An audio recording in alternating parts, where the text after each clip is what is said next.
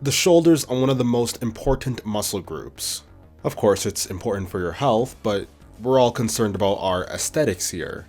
The shoulders pop through your shirt, they're easily visible in many different angles, and they help give you that wide look. So with that being said, I'm going to give you 3 exercises that hit each of the 3 heads of the shoulder. Because as you guys all know probably at this point, there are 3 heads of the shoulder: the posterior, which is the back, the lateral, which is the mid, and then the anterior, which is the front. So here we go. Here are 3 exercises for the posterior, lateral, and anterior shoulder. Now for the front delt, before we really get into the exercises, I think it's important to acknowledge that the front delt is probably the least important part. Not in terms of aesthetics, I suppose, but in terms of what you're going to need to focus your efforts on, because most bodybuilders already have extremely overdeveloped front delts. In fact, there was actually a study that showed that bodybuilders have on average 5 times larger front delts than the average person, whereas the mid delts and rear delts, the lateral delts and the posterior delts, are 3 and 1.1 times larger respectively. Regardless, here are some good exercises. The first exercise I'm going to recommend here is the overhead press. And I recommend doing this seated, that way you can focus all of your effort not on balancing or on stability, but just on moving the weight raw. But I'm not going to stop you from doing it standing up. We all know that it's much more manly and cool to stand up in overhead press. It's just something about that that's just very cathartic. But yeah, I mean, data has shown this to be one of the best front delt exercises. Nothing much more I can really go about this, but yeah, it's a good exercise. Next one up here is the bench press. It's basically just like a flat overhead press. This exercise works a lot on your chest, and people usually use it to work on your chest, but it also works on your front delt a lot, arguably like just as much as your chest. So yeah, this is a good exercise for your front delts. For the bench press though, make sure that you're controlled on the eccentric, because you know, as you're going down, that's where a lot of the muscle growth happens. And also, don't bounce the bar off your chest. Make sure it's controlled up and down, because the bottom position is actually where your shoulder is most stretched, and that's where you're going to get a lot of the benefit of this exercise.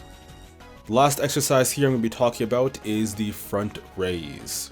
Now this exercise is like kind of a meme, but I guess if you want to really focus on your front delts, and this is an exercise you should probably be doing.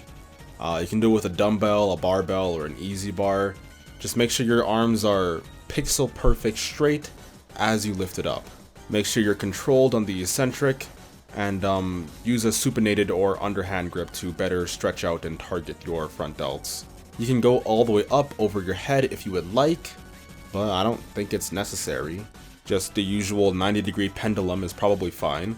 But if you want extra work and you want like extra attention to your front delts, then yeah, going all the way up over your head in the 180 degree pendulum is probably better. Next up here we have the side delt, or the lateral deltoid head. This actually gives you the bulk of the roundness in your shoulder. So if you care about aesthetics, I think that most of your shoulder targeting should go here. Honestly, like 70-80% of it, and that might sound like a lot, but again, your front delts are getting a lot of work just doing other exercises, and your rear delts don't play as contributive of a role in that round shoulder look.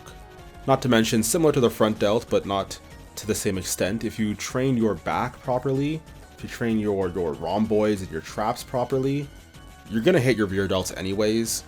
So that's why I think that whenever you're thinking about like what exercise should I do for my shoulder, 70-80% of the time you should be thinking about mid-delt exercises.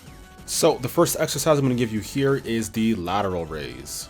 I recommend doing this on a machine, that way you can get more of a stretch on your mid-delts. But if you do it with a dumbbell, that's also fine.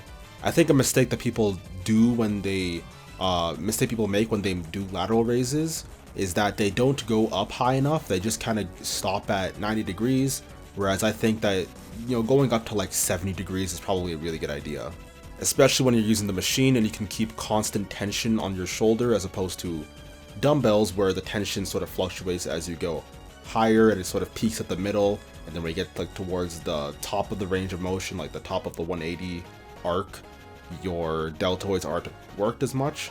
Whereas I think that with the machine, again, it stretches your delts, so that's also very important, but it also works it in such a way that you can, the tension is constant such that you can go from, you know, like the 0 degrees all the way up to about like 110, 120 degrees, and you'll still feel tension on your shoulders. So I would say do lateral raises like that. The next exercise is mainly a front delt exercise, and I talked about it before. It is the dumbbell shoulder press, specifically the dumbbell shoulder press. That way you can move your arms more in line with your mid delts as opposed to the front delts. The dumbbells are also a bit less stable, which means that it's gonna, you know, inadvertently target your mid delts more. But again, this is still a front delt exercise. I wouldn't do this I wouldn't make this your main exercise for the mid delts. But I think that if you want just an extra mid delt exercise, just like you've been doing a lot of raises and lateral raises, then I think this is something you could think about incorporating. Last exercise I'm going to recommend is the cable Y raise. This exercise works on your rear delt as well, but it also gets a pretty good work in on your mid delts. Last up here we have the rear delts. First up here we have the standing double reverse cable fly going from high to low. Some cues for this exercise is to keep your arms straight, that way you get a really good stretch and pull on your rear delts. Due to the nature of this exercise, one side is going to be pulled more than the other side. The arm that's above the other one will be pulled more. But this can be remedied by just alternating the hands on the top part of each set. I suppose that means you'll have to do an even number of sets to work them equally. So you can't do 3 or 5 sets, you'll have to do 2, 4, or 6 sets. The next exercise here is the reverse pec deck. The reverse pec deck is the classic exercise. It's a great exercise for the rear delt. Make sure that you control yourself on the eccentric and pull your rear delts as much as possible. As in, like, push your shoulders forward as much as possible before you start to engage with the exercise. Don't just sit there lackadaisically like everyone tends to do on this exercise, but actively stretch your shoulders forward before you engage with the exercise. The last exercise here is the behind the legs rear delt raise. This is a clean and simple delt raise that really focuses on the most challenging portion of the lift. I don't know what this exercise is actually called, I'm just calling it that for now, but yeah, it works as a great finisher. You can do it pronated or supinated. Personally, I prefer to do it pronated, but I don't think it matters that much. And yeah, that'll be it for the video. Hope you guys will incorporate these shoulder exercises into your routine in some way. Don't forget to like, comment, and subscribe. I'll catch you all next time. Alright, peace.